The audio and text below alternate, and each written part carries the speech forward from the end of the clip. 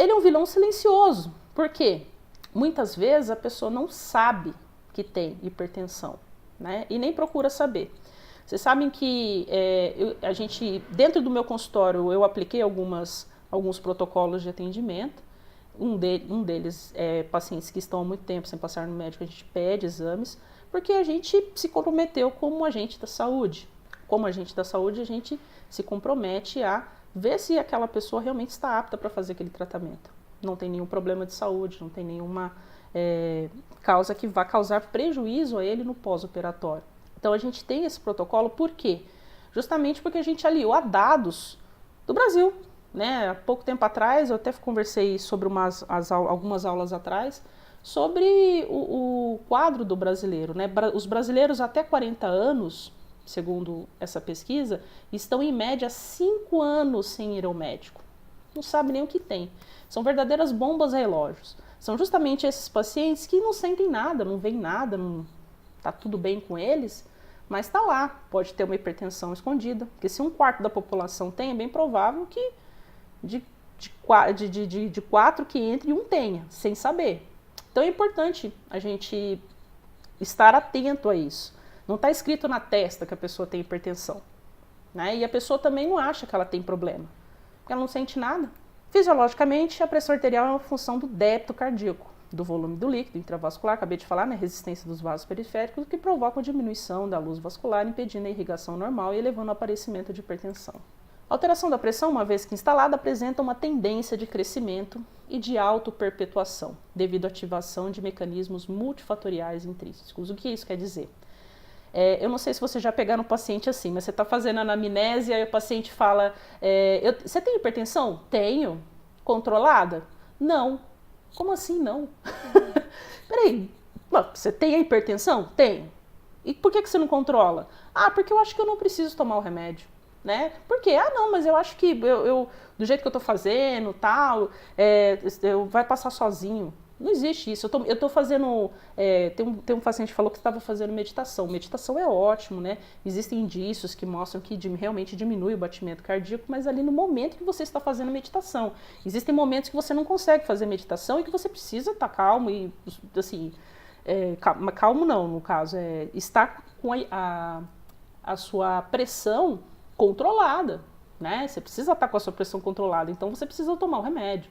Então, o fato do paciente não tomar o remédio faz com que aquele quadro vá se agravando cada vez mais, causando a perpetuação do problema. Então, não existe essa coisa de parar sozinho, de sarar sozinho. É necessário que a pessoa tenha uma mudança de comportamento, uma mudança de hábito, né? Também mudar os hábitos, fazer esportes, cuidar da alimentação, para que isso não se perpetue, senão só vai piorando o quadro. Quando associado a fatores de risco, como obesidade, fumo, álcool, sedentarismo, estresse, história familiar, a hipertensão arterial instala-se assintomaticamente, agravando-se de forma lenta e benigna, ou rapidamente, né, maligna. Então, existem várias formas dessa hipertensão se agravar e existem fatores que são mais predisponentes. Então, é muito importante que na anamnese você não estude completamente seu paciente. Não só o histórico médico, o histórico familiar, para que com isso você vá montando, como se fosse uma historinha, né, um quadrinho ali do seu paciente, como ele realmente é. Né? Já aconteceu comigo, o paciente não ser hipertenso, a gente aferia a pressão antes, está tudo bem. Iniciar a cirurgia e o paciente ter uma crise hipertensiva ali na minha frente. Né? Entrar em desespero, dor na nuca. E aí você puxa o histórico, você vai ver que a mãe tinha. O paciente fuma e, sei lá, tá tomando uma medicação para conseguir reduzir o peso, né? Aí depois você vai estudar, você vai ver que, por exemplo, a cibotamina associada à adrenalina pode causar um quadro hipertensivo. E essa paciente não sabia que tinha, né? Mas precisa trabalhar, ir no cardiologista e avaliar isso de forma mais adequada. Então tudo isso, gente, são coisas que você vai ver na anamnese. Vai puxar na anamnese. E a paciente não tinha hipertensão. Não tinha. Então, é uma coisa que é importante, né? Até para você, por exemplo, se aconteceu isso, você tem aonde puxar as informações, ver o que você vai fazer, né? ter o seu julgamento. Esse agravamento pode ser potencializado devido a disfunções renais, cardíacas, endócrinas e nervosas, e por agentes etiológicos desconhecidos. Então, problemas sistêmicos podem agravar, né, e também podem ser agravados pela hipertensão, né? Então, é uma mão dupla, é uma via de mão dupla. Precisa estar sempre atento a isso. Justamente por ser uma doença silenciosa, ela pode começar a ter problemas de disfunção renal, né, pulmão, né, cardíaco. Então, tem que estar sempre ali atento. A descarga de adrenalina que acontece durante o atendimento odontológico pode desencadear uma crise hipertensiva naqueles pacientes hipertensos, podendo afetar funções do coração, cérebro, rim e pulmão.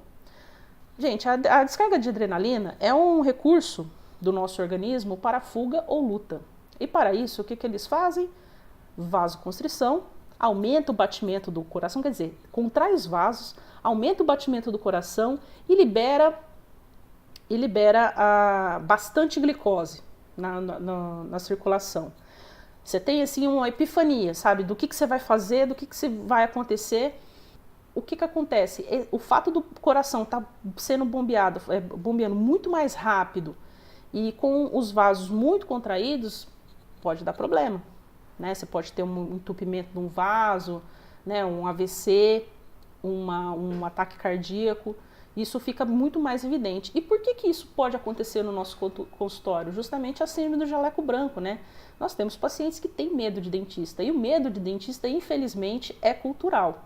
Esse fato associado, por exemplo, ao paciente ser ansioso, pode desencadear um quadro de hipertensão, né? E simplesmente vai fazer com que você aborte aquele procedimento que você tinha marcado para fazer, né? Hoje mesmo aconteceu uma coisa como essa no meu consultório. Eu tinha marcado para fazer uma cirurgia numa paciente, ela na anamnese relatou as medicações que estavam tomando e tudo mais, e ela relatou ter uma ansiedade num grau clínico, né? Ou seja, ela toma medicamento ansiolítico justamente porque ela é muito, muito, muito ansiosa. Essa ansiedade desencadeou outros problemas psíquicos, como toque, como outras situações, síndrome do pânico.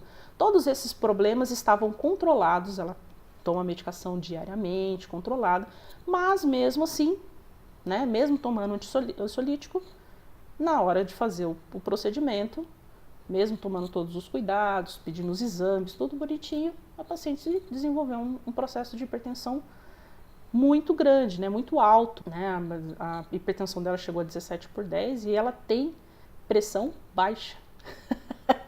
Né? Ela colocou lá na anamnese que ela tinha pressão baixa, ela não pode nem tomar dipirona.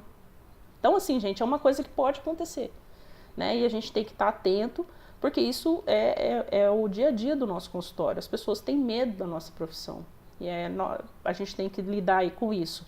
Não só na forma de lidar com o paciente, né? Fazendo com que aquele paciente se sinta o mais confortável, o mais tranquilo possível, desde o tom de voz até a forma como você se porta perto dele, mas também através de medicação, né? Se for necessário, entra com um Dormonide aí meia hora antes, para que a pessoa consiga ter uma diminuição daquele grau de ansiedade que não desencadeie esses outros processos, né? Como também como a hipertensão, síndrome do pânico, entre outros, ok?